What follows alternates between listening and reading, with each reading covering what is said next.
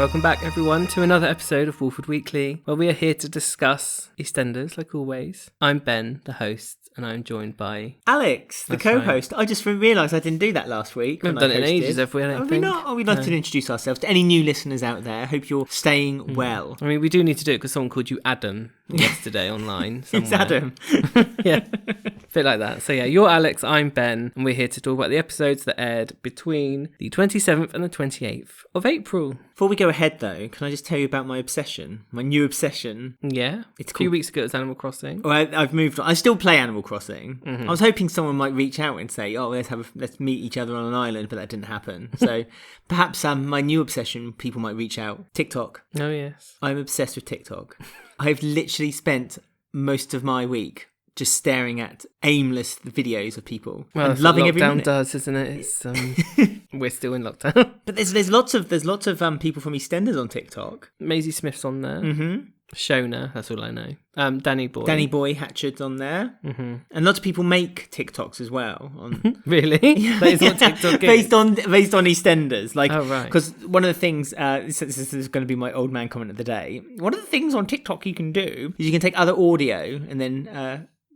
kind of that's what TikTok is. It's not just that. What's your point here? Come on. I'm just saying that's it. People have been participating. Yes. And perhaps a video might be coming out soon of TikTok videos that I've watched based on EastEnders. Ooh. See, this was all a ruse. Oh, all a ruse for our YouTube channel. Well, that's good. Check out our YouTube channel. It's got lots of strange things on it. It really has. Since we've had isolation and no work, we've just gone a bit nutty, and our YouTube channel's gone a bit more a bit abstract, which is good though. It's all good. So check it out. Find us on YouTube. Just look for Walford Weekly Podcast. Yeah, we're here to talk about this week's episode and review it and analyse it. I mean, I was quite hopeful this week that we had a death on our hands when someone got electrocuted. Yeah, I know there was 30 seconds of silence when we all thought, finally, they've listened and they've got rid of him. That would have been a perfect opportunity to kill off Jags then. It was a bit of a sad end for him, though. Yeah, it's a bit like Frank Grimes on Simpsons, but electrocuted to death sounds about right for Jags. But also with no spoiler or no kind of information leaked to the press. Shocking. Just... Hey, pun intended. But I just think that would have been a bit too mean to get rid of Jags that way. I mean, still get rid of Jags. We had the opportunity. There's no question about that. But however, we'll talk about. Well, actually, we might as well talk about it now because it was only a passing thing that happened between Jags and Habiba. They gave each other a little glimpse, didn't they? Oh yeah, they looked at each other in the nightclub. And Habiba was like, "Hi." Because Habiba was giving advice saying like you shouldn't always go for the man just because of the looks. Sometimes it's more than that, and the case in point being Jags, apparently. But then if it's not just the looks and you're comparing it to Jags, what else is there really? Because there's not the brains. It's got humour, sense of humour. No, he's not got nothing. But Habiba sees something somewhere. So he's got a Letterman jacket. Yeah. He likes wearing that purple and yellow jacket, doesn't he? He likes to think he's in high school still. Didn't he reveal his age this week as well? Didn't he say he was like 20? On Instagram he did, yeah. Him and Vinny did an Instagram live together. All right. And they said how old each they were. But I didn't watch it. I just saw that 10-second clip. He's doing lots of Instagram lives, actually. The guy who plays Jags. But anyway, we're here to talk about Whitney's storyline first. Right. With Gray and his horrible boss. And pretty much the whole of her family. Mm-hmm. It was like Scooby-Doo, wasn't it? It was like watching an episode of Scooby-Doo, watching them all scurry around the square trying to find Whitney. Yeah. And I think maybe Jean, because we keep playing this game of who's replaced Jessie Wallace in the scripts every week. And I think this week, Jean has replaced Kat. Right. Because it seems a bit odd that Jean was there being one to where's Whitney with Kush. She was taking control. Mm-hmm. I mean, there's that friendship between Jean and Kush. There's always been there. Yeah. So I think it wasn't too... No, it wasn't, but I think that's where we're trying to find where it is. I think that's where the missing cat is. Right, the missing cat. Find the missing cat. I think that's what they've done. Because it would have been Kat and Kush and Tiff. But it made some good sense as well because we finally started to see that Jean is off her meds and that she's now becoming a little bit more erratic than she's been used to. You're beginning to see Caravan Jean again. The one where she went off smoking. Smoked cigarettes, smokes cigarettes and has a little bit more of an opinion on things. Doesn't know how to kind of keep some of her opinions to herself. But is that just the be more Jean though? Well, I think it's a little bit of column A and a little bit of column B. I think she is being more Jean, but I think the meds has perhaps prompted her to be more Jean than what I did like her Daniel calling suggested. Suki out though. That was nice. In the cafe. Like no one else seems to care about this. Yeah. this horrible thing that apparently the whole square know about, even though Suki's not really introduced herself to the whole square. And even Crit didn't even stand up for his mum. He just kind of said, well, take it easy, Jean. But he never really said, well, you're wrong. So I think everyone knows that Suki had done something wrong, but no one seems to want to confront Jean's it. the only one who can confront it. And Shirley. If Shirley was there, she could have teamed up. With Shirley and Jean are a good tag team. Imagine that, Shirley with Jean with Be More Jean. They'd be a right old pair. What, off her meds? Yeah, both of them smoking in their coats and all sorts. I want to imagine Shirley like off her vodka for a month. Like, I don't think her blood. I mean, we've talked about this before. I think her blood is 50% at least vodka. Mm-hmm. It's just like a line on Footballers' Wives, that is. Tanya. It's always in the bloodstream, the wine. And it counts for Shirley. But obviously at the end of last week where Whitney was kidnapped and we said all those letters are going to be found, they were found because they all want to keep it hidden that Whitney's gone missing. Because Gray's like really stressed. But Jean is the one who was like, no, not lying. We did this for Stacey and it ended in disaster. And they told Gray that, oh no, she's gone missing. I sometimes feel like Jean is the audience and like she's just basically pushing saying the story forward. Yeah, she's saying what the audience are all thinking. It's like, come on now, let's not be stupid about this. Let's not keep secrets. We don't want to string this along for what it's worth. But Laura is on Gray's back again. Because Laura's starting to see, Laura is Gray's boss, or was Gray's boss, and Laura's starting to see what she hired Gray for originally. But she still had time to give Gray a little bit of a dig. And it was like, well, you know, if we hadn't hired Leo in the first place, then we wouldn't have had this problem to start with. And so, you know, and Chantelle's from a distance is watching this happen and can see Gray slowly being pulled apart by this very strong female figure. And so I think Chantelle is now deliberately kind of playing the housewife, the doting wife again, and looking after him. She's made the grave mistake, perhaps, of also getting that job with Corinne at the call centre, and it's clearly something Gray's not very happy about. I mean, it's funny because I think Corinne thinks that when Gray phones Chantelle at the end of the week saying, I need your help, you need to come, that was a genuine call for help by Gray. But I think Corinne saw it as in like an excuse to kind of pull Whitney to pull Chantelle out of the call centre. Because he didn't need Chantelle. What could Chantelle have done? What, at the call centre? No, as in to help Gray. He didn't... Well, he needed her support. Yeah, but she's at work, tough. Go call Laura. But think about how many people... I mean, what's the call centre for? Well, yeah. Especially at that time of night. And he was like, you can take the first call, Chantelle. So they hadn't even established the call centre at this point. And Jags is fitting the security system, which obviously ultimately goes wrong and traps Chantelle in the call centre. I mean, again, what do they need a heavy security door? Because they're dodgy, aren't they? So what is the call centre for then? Is it for something a bit... Is it for the gangsters? Like, well, that's why I don't know. 0800 gangster for your gangster needs? Because when she answered the phone, she said it was for the pest control. But like, for a little pest control business where they hire Jags, basically, to do the pest control. Well, they hire Jags to put rat droppings down and pretend there's rats in your Why do they need a call centre? They're not going to have that many calls, are they? For like one person. And they had, 6 computers there? So they're expecting like an influx of people needing really rat odd. Emergencies. Very strange. Didn't really make sense. But obviously that's when Gray knows that Whitney's gone missing. We do find out where Whitney is quite quickly. Yes, in a room which is easily escapable. If you go to our Twitter, we actually point out, and I'm sure there's more that we missed as well, all the quite obvious ways to escape from that room. Because on the first episode that you saw right at the end and you thought, she's in this room, there's all these possibilities of her escaping, like hundreds. And then the second episode, Michaela whips out a second mobile phone that Whitney had. No, Whitney had that mobile phone. That's what I mean. It was in her bag, and then it got in, and then Max called because everyone was saying, "Well, where's Whitney? Where's Whitney?" And Max was like, "I don't know where Whitney is," and then called Whitney. And and this phone was in Whitney's bag, so Whitney could have phoned the police. It was like I would have had no problem with Whitney taking out the phone and saying, "Oh, okay, there's no signal. Okay, cliche, but fine, that's there." You know, that would have explained it. To say that Whitney was naive enough and dumb enough to not remember that the last thing she did before Michaela kidnapped her was take out 2 mobile phones. So again, Michaela must have seen that she had 2 mobile phones at that point too. So it was really... It doesn't make any sense. And the plot fact that must be Michaela's bedsit, is it? I guess so. So there must be people around, like who lives in that block of... flats. So Whitney could have called for help quite easily. Well, it's a bedsit as well. So it's literally a building just full of one room people living in one room. So if you can hear a noise of someone downstairs going, help me, I'm trapped, I don't think people are going to just say, oh well.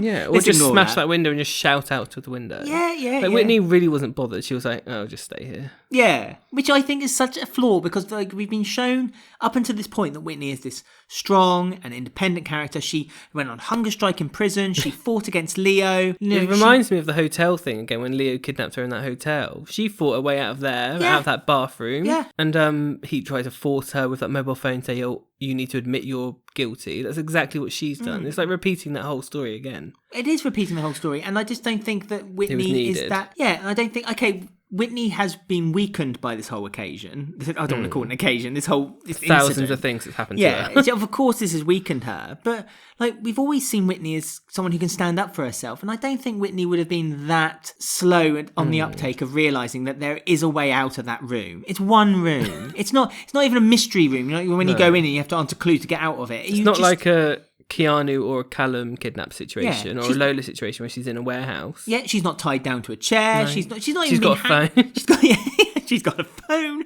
I mean, smoke signals, for heaven's sake. Like everything was there for her to get out of that room. It felt so lazy that the writers were like, oh, okay, we'll just get her in the room. Yeah. And again, as you alluded to, at least board up the window or something. If you've got time to make this alleged set, make it believable. But that wasn't even the biggest plot hole, because as Michaela carried on to explain her reasons for kidnapping Whitney, more plot holes appeared in the storyline as well, because she said that her and Leo, that Tony knew about Leo when they were young, when Leo was young. At the beginning of this storyline, when Bianca was talking about it, I'm sure they said that Tony didn't know about Leo at the time. Oh, well, that knew he had a son? Yeah. Oh, okay. But now apparently Michaela's saying that she chucked Tony out in front of Leo. Because she said that she knew that Tony was a wrong and a nonce. So she knew that That doesn't make any sense. Like, the whole backstory doesn't make sense, because Bianca and Whitney didn't know about Leo when he got with Bianca, and we were led to believe that Tony didn't know about Leo, but then Michaela then says that she chucked Tony out when her and Leo were living together. Yeah. It's like, what? It doesn't make any sense. I know. They've rewritten history. And but within a few months, though, they've rewritten history. And the last thing you need to do, and that's just really frustrating for the listener, for the viewer as well. Again, it's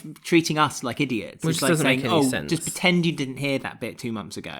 This is now what we want you to believe. And it's like, oh, come on, that's naughty. And Michaela was had that voicemail from Leo. She was like, well, this is going to make sure you're found guilty. It's like, well, why didn't you take that voicemail to the police instead of kidnapping? If I was Whitney, I'd be like, okay, I'll go to the police then. Like, why have you kidnapped me if you think I'm guilty? It doesn't make any sense. It's just ridiculous drama. And also, Michaela accused Whitney of having a type, which is apparently her husband and her son.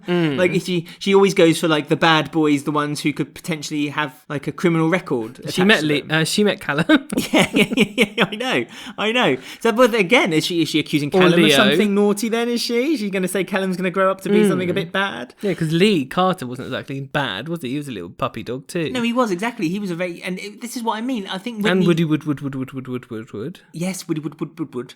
I mean, Whitney always goes for quite a weak male character for a relationship. Which is, again, going back to my previous point, which is because Whitney is such a strong character. And so, yeah, it's just kind of rewriting everything we've learned up until this point. And the Sharon's dad effect again, isn't it?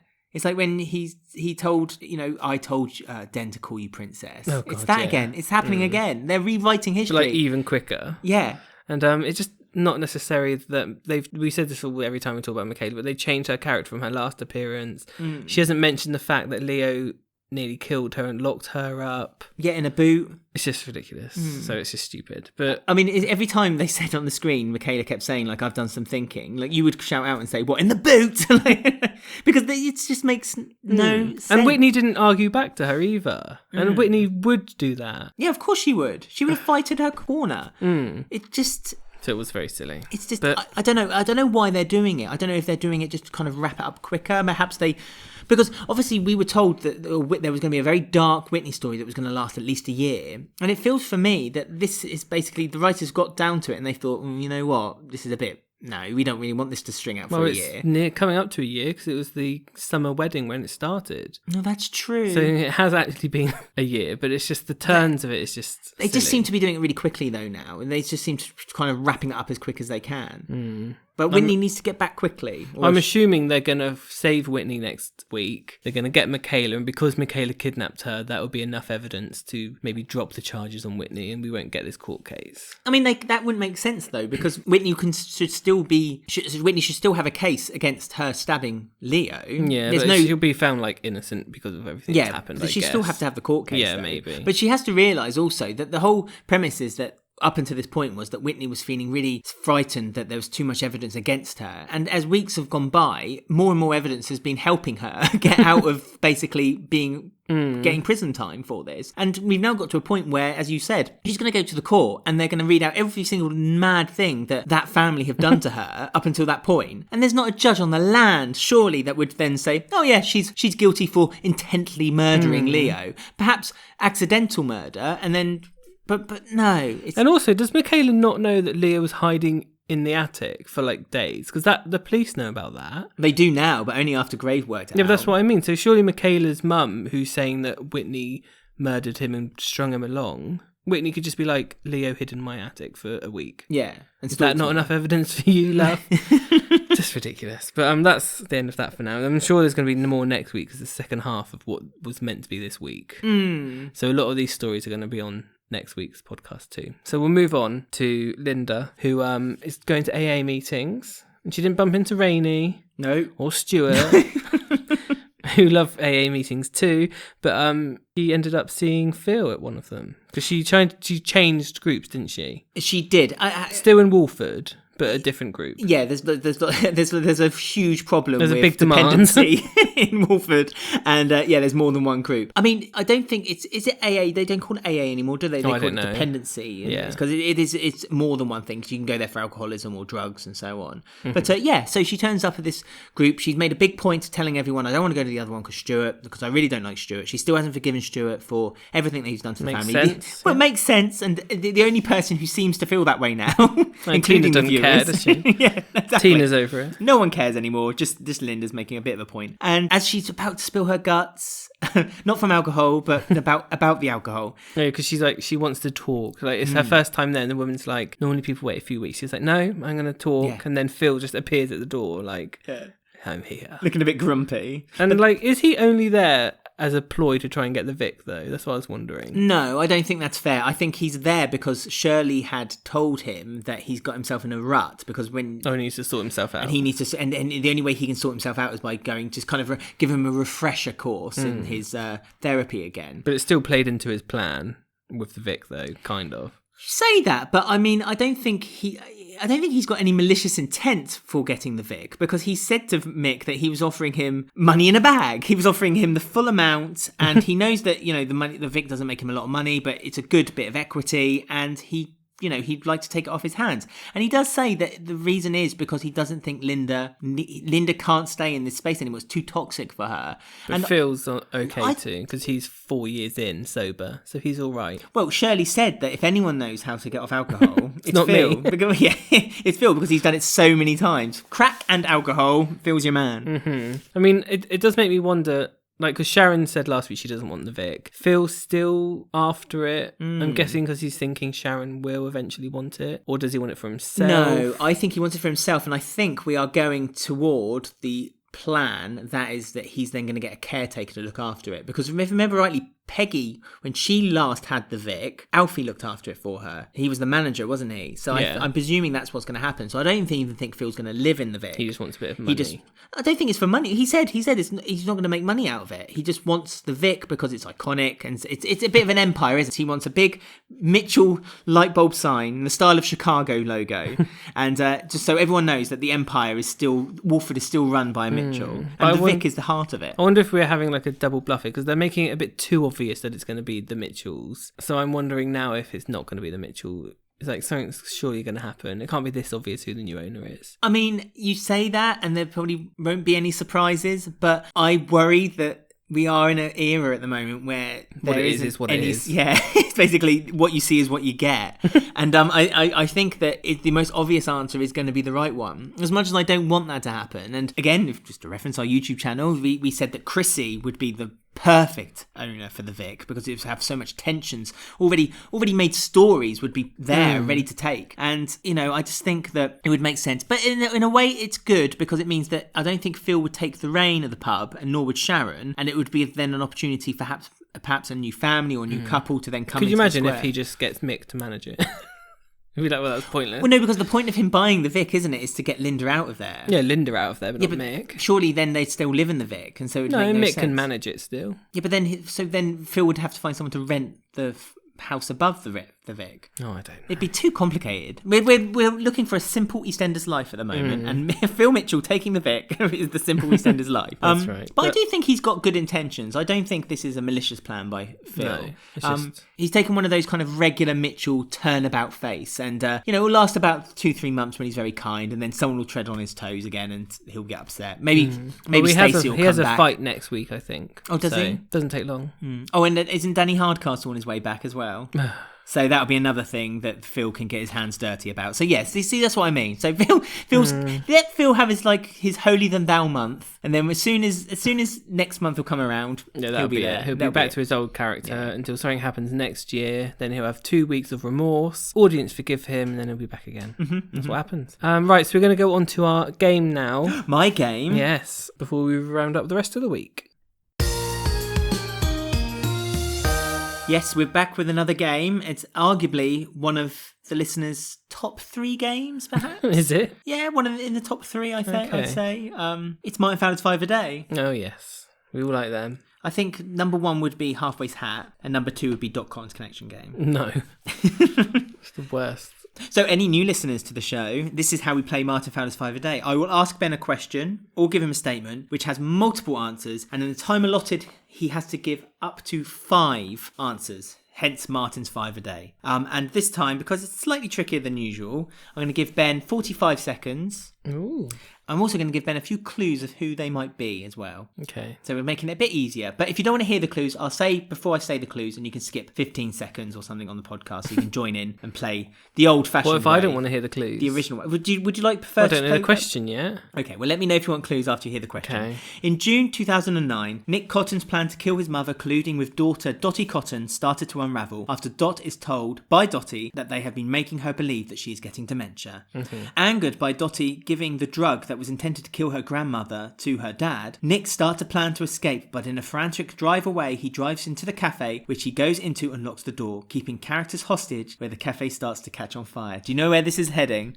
No. Can you name 5 characters which were in the cafe, not including Nick and Dotty Cotton, only the existing people who were in there before the duo arrived after the car crash? Right. I did watch this recently when I did my research on Dotty, because I watched every scene of Dotty Cotton in. Lovely. So shall I not give you clues? But this was like one of the last scenes, and I can't remember watching it completely, but I'm going to... If you think of characters in 2009... Yeah. Don't need clues. No clues for Ben. Boring. Okay. So 45 seconds starting from now. Jane.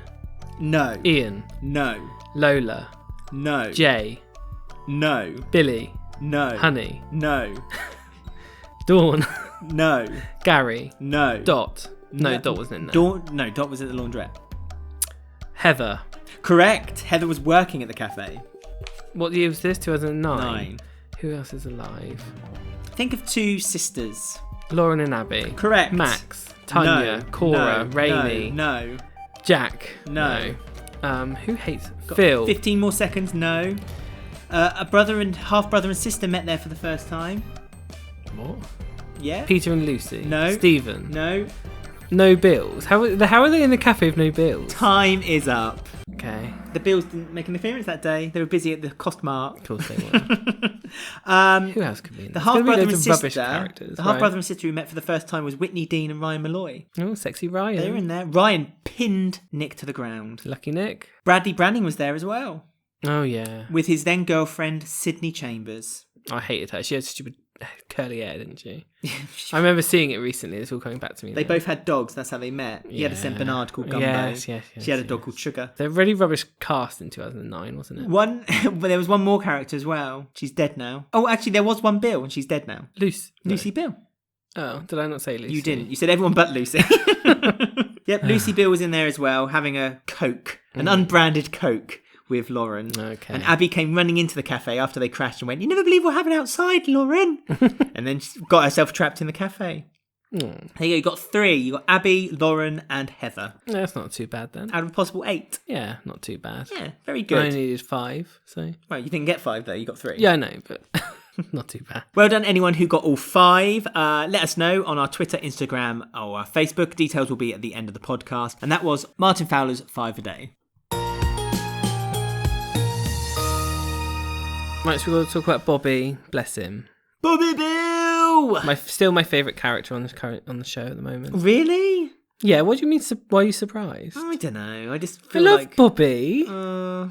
He plays awkward, growing up teen, like, perfectly. He plays like teenage Ian Beale very exactly. well. And so better than Peter. Is he going to grow up to be the new Ian Beale? Is he the new Ian Beale? No, because he's got Granny Kath around to guide him. Yeah, but so did Ian Beale. He had Mummy Kath. Yeah, but he around. didn't listen to Mummy Kath. But Bobby loves Granny Kath. That's true. He always talks about her all the time to everyone. I know. To Dotty, to Peter, to everyone. Anyone who listen, he'll have a nice little chat about his cafe. So he is me. But I just think the actor's amazing. That helps a lot. And just the little things the actor does makes him so believable, I think. He has little nuances, I suppose. He's very good. So he's my current favourite character. I just find him a little bit like nothing. It's a bit too much of a drip for me. Like I don't know. I find him a bit. What's bit Peter too... then to you? If you think Bobby's a drip, well, Pete's not a drip, isn't he? No, he's like the guy. He's a bit promiscuous. He just kind of goes from woman to woman and starts, a bit too cool for school. A bit wet, yeah. It's quite nice, him and Bobby's relationship, because it's almost like he sees Bobby as this little brother who he's too cool to be around, but he's not got the heart to tell Bobby that, so he puts up with Bobby. But he looks after Bobby as well. Yeah, at the same time. In the club, when Bobby kind of walks away a bit upset because he sees him and Dotty talking, like the first thing he goes is, "Oh, Bobby, come back!" And obviously that then soon changes because Peter doesn't give a damn about him later on. But I think you're right. He's almost like the older brother, but he's almost grown out of that role though. So I don't think Bobby really needs that from Peter. Do you not think? I think it's quite nice for Bobby though, because he's obviously, we all know the history of Bobby. He feels a bit naive. Bobby feels a bit, that's the word I'm looking for, a bit naive for his age. He's like he's not been allowed to have his teenage years, and so he's still kind of not rebelling, because that's not really just playing what he's catch doing. up a bit. Yeah, that's why he's so awkward in that's every right. situation. He's awkward and really shy, almost painfully but in shy. some ways he's like an old man, like the way he speaks. He's like friends with Ikra, who's like way older than him, and he's quite sensible normally. Ikra has Bobby's back more than I'd say Peter does. She's always looking out for him. She is. She sees, Habiba, of course. Habiba wouldn't shut up this week. She had 4 lines. More than 4. Don't forget Monday as well, when she was dressed in the chicken suit. Oh yeah, 6 lines. So that's quite good for her. Outstanding. But it was sweet because obviously Bobby wants Dotty, Peter wants Dotty, Dotty wants Peter. So it's all getting a bit Dotty wants muddled. the garage and Ian in trouble. Yeah. Dotty has a lot of plates spinning. Yeah, I think maybe Vinny has a thing for Dotty, maybe. Oh, I forgot about that, yeah. So there's lots going on in Dotty's world. Because Vinny is encouraging Dotty to sell the laughing gas. Oh yeah, at this gig. He went to loads of effort to try and get this gig with Ruby. Yeah, and now he's self-sabotage. Yes, sabotaging it by selling these laughing gas things, canisters. I mean, is laughing gas still a thing? I don't because know. I thought it was a big thing. 5 years ago when footballers were all taking it? Was it? Yeah, God, do you not remember? It was in the news. Yeah, I don't remember any of it. It was a real thing. Like loads of young lads were taking laughing gas, and it was started. A lot of people believed on social media when the footballers kind of alluded to it. Oh right. And so.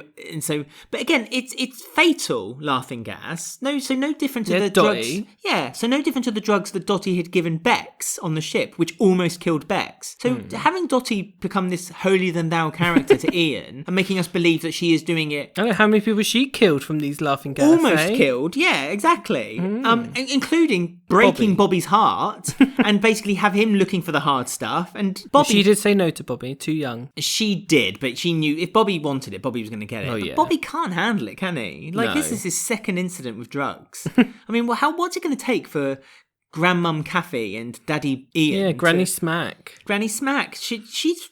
Her club wouldn't have any of it anymore. No, that's why no one goes there anymore. Well, only straight women go there, or straight men to play at the air hockey table. It's the least gay club in Walford. I mean, when's Walford Pride back? Surely that's soon. Oh, or is social distancing now? Ted can come back for it.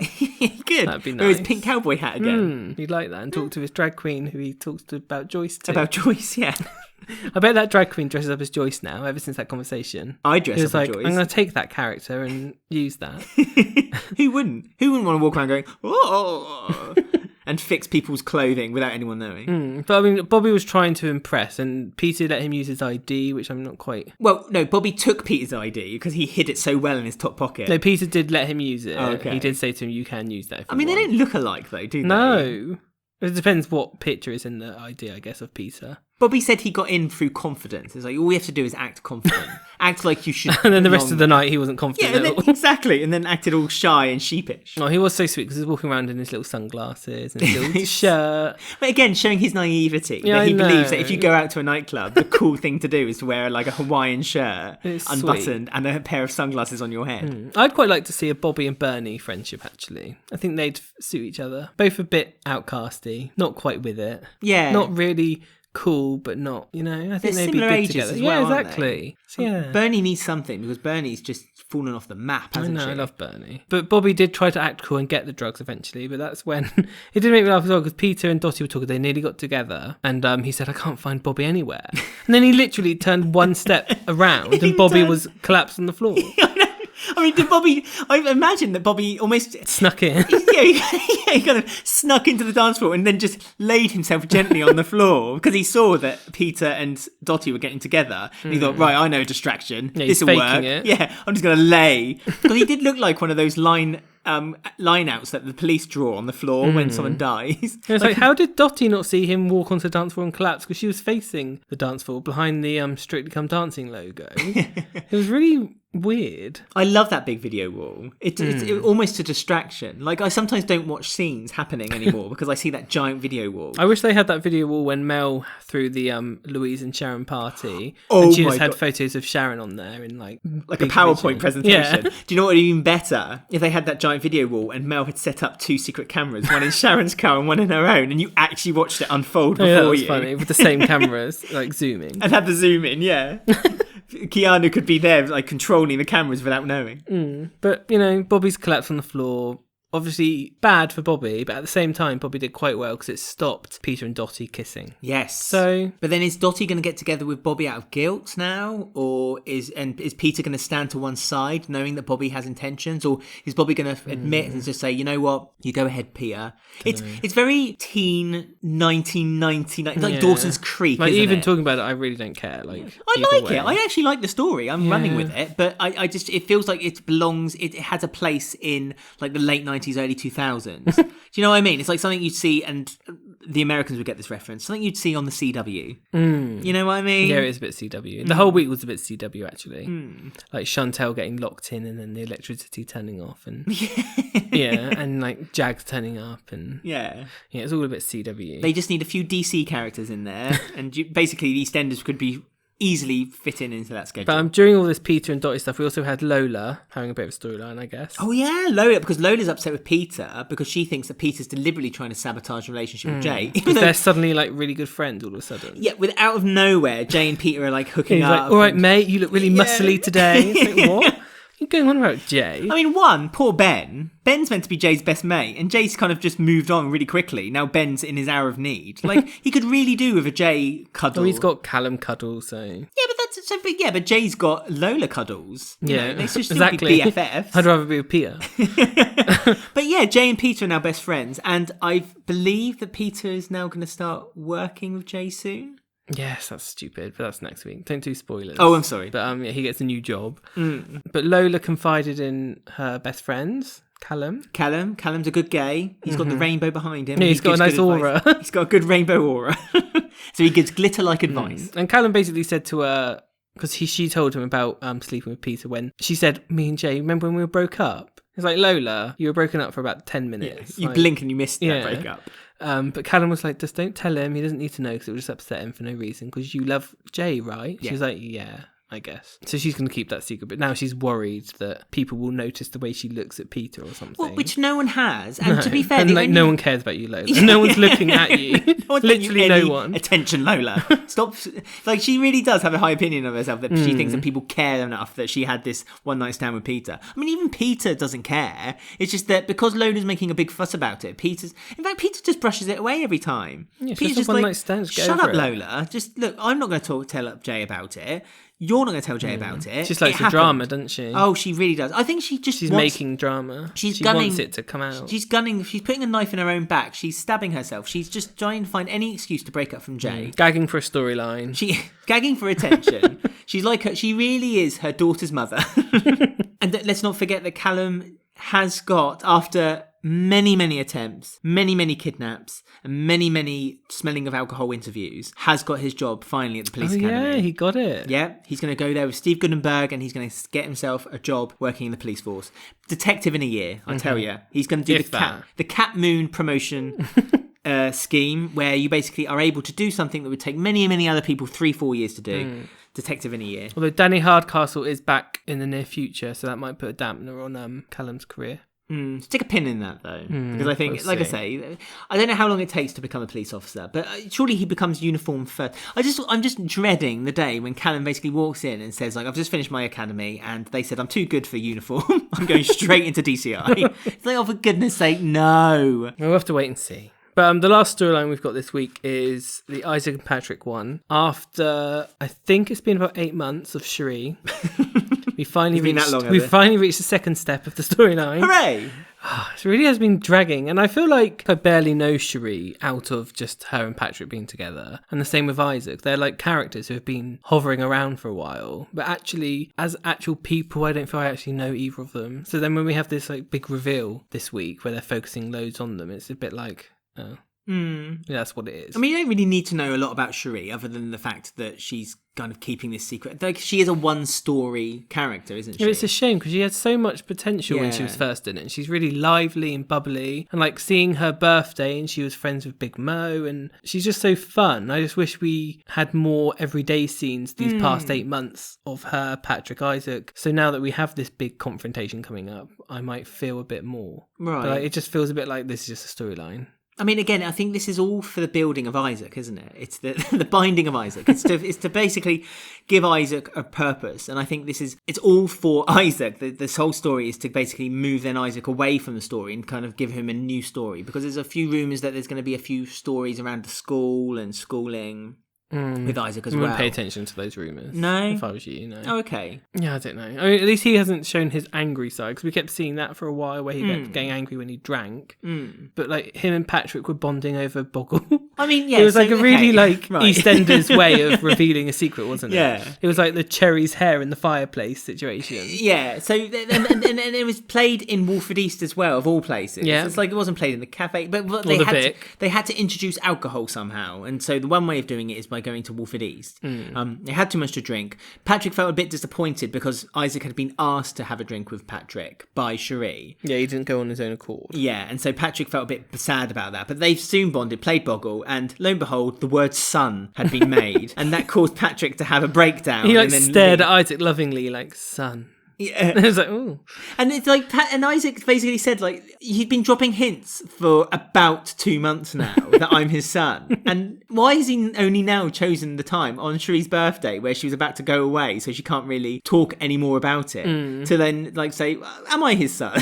He needs to know now. I need to know this information. It was nice that him and Denise, like, didn't end up arguing. They worked together. That was quite nice. But Denise is the agony aunt, as we know. She was on her bench. She gave Linda her advice at the beginning of the week. Oh, yeah, because she brought up the alcohol drop storyline. Yeah, when she nearly abused Patrick when he had a stroke, and she was caring for him, which surprised me because that was a drop storyline, both of those storylines, and they brought it back just to help strengthen Linda's story. But no, again, Denise gave the advice. Do you think Denise is slowly becoming like the Lou Beale of the square? Do you feel that way though? Because like she's quite feisty. She can fight for herself if she needs to. She's not afraid of going against the grain, as we saw last week when she did with Jack. And I always agree with her arguments as well. Yeah. Like, even going back to the consent episode, like, last year, like, Denise in that episode, all of her points were, like, yes, that's bang on point. And like last week when she stuck up for Keegan, bang on point. I do like that they're using Denise. She's so needed, and she's one of the best actresses on the show. Oh, I totally agree. And it's so nice. In a funny way, we always complain that like characters don't get given stories and they kind of just fleet around. But with Denise's case, that is her strength and it works. So as I say, a bit like Lou Bill, it's the fact that she's able to kind of go into a story, help someone, give advice, and she's always there on the sidelines as well. And that she doesn't need to just do that with established characters or characters who've been there for a few years, but she can also do that now with characters that have only been introduced in the past few months. She'll muck in with anyone, won't she? But it works. And so the actress is an asset, and I'm afraid she's valuable list. She's on the list that she cannot be taken off the show. Oh no, like even her reactions in the background are good. Yeah, she has like Lacey Turner reactions. Yeah, absolutely. She's very good. So it's nice that she's being used. But she's been using well. She's not being used just as a plot point. Do you know what I mean? Yeah, although let's not forget that she runs a salon that does one blow dry a day and then closes up. Time to close up. Oh, we blow dried Ruby's hair, got no customers the rest of the day, just closed. Mitch was just sat in the Vic. Denise was just behind reception. Oh yeah, well they were fired staff. Chantelle. There were 3 staff. Well, now we know why she fired Chantelle. She was right to fire Chantelle because she really has no work to give her. It's not going well, that salon. Obviously, next week we're going to have the confrontation between Sheree and Issac. And Sheree's, she's had quite a lot to drink, so I don't know how she's going to fight Issac back on this because she's had quite a lot to drink. So, but also she might be a bit more feisty than she usually would, or a bit more honest maybe. She's been pushed to one side as well by Patrick as well, because she went over to Patrick and was, I can't wait for our holiday, and Patrick was, you've drunk too much. You're not even going to be able to walk to the taxi, let alone get to the hotel. Get on the flight. Yeah, so she's kind of temporarily burnt a bridge with Patrick because of her drinking. So will that kind of tamper her opinion of how she tells Issac, or whether she does tell Issac the truth or not? No, it just needs to come out now. I mean, Issac knows. There's no point lying. Issac doesn't know. Well, he does. Well, no, it's just in Isaac's eyes, it's just a sad old man clutching at straws, hoping that this man is his son. No, Issac knows, and he just wants his mum to admit it now. That's why he's got her in that salon and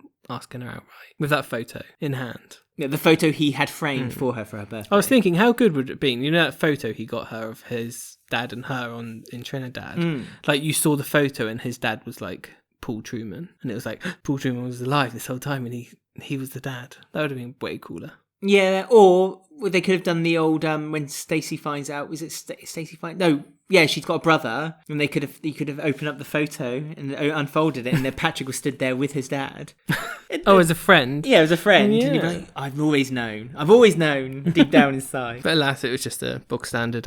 You're my son. But it'd be nice maybe to get just Sheree and Issac to have a bit of character development there. Yeah, I mean, what's going to happen then with Issac and Sheree and Patrick after this? Are they just going to live happily ever after in Denise's house? That's what I'm wondering. I'm hoping it doesn't just stop dead, because obviously Rudolph has his annual break around now where he always goes to Trinidad, doesn't he, for like 3 months. And that's obviously where he's on his way with Sheree on that flight the next day. So I'm hoping this doesn't it gets revealed and then they're off on holiday for like months. And Issac has just sort of lumbered there waiting for a few months for another bit of this storyline. They kind of will stop it dead. But I'm guessing that's what's going to happen. Unless Sheree ends up not going and Patrick goes on his own. Well, this is the thing. I mean, Issac, if this is Isaac's and Sheree's one story and there's nothing to lead it to. There's got to be more for them. Well, if Patrick's leaving, then there's nothing. They're literally going to be on the square then. Isaac's going to be on the square for 3 months with nothing to do. It's just... I don't think it's quite 3 months. I was exaggerating. I know, but he does go for a while, Patrick, doesn't he, normally? He's one of the club, isn't he, who all kind of go away, which is something we should talk about, actually. We should talk about that one week, about people who take annual breaks and whether it's fair for the rest of the... I know. Don't want to upset the cast, though. Can't slag them off. We're not slagging them off, but it's more the fact that, it's not very commitment driven, is it? Yeah. If I went to my job and said, hi, can I have 3 months off every year, please? Yes, but are you Letitia Dean? I'm Letitia Dean. Have you seen me in high heels and a blonde wig? Exactly. So I think that's pretty much all we can round up of these 2 episodes, because unlike the past few weeks where they've somehow condensed episodes into 2-episode blocks, I think next week is pretty much a follow-on from what we've just watched this week. So technically you could see this as part 1 of this podcast. Yes, because the rest will be coming up next week. So we're going to go on to our I'm Not One to Gossip section, where we can read out everyone's thoughts and comments about the show, and you get to hear your voice instead of ours, but read out by us.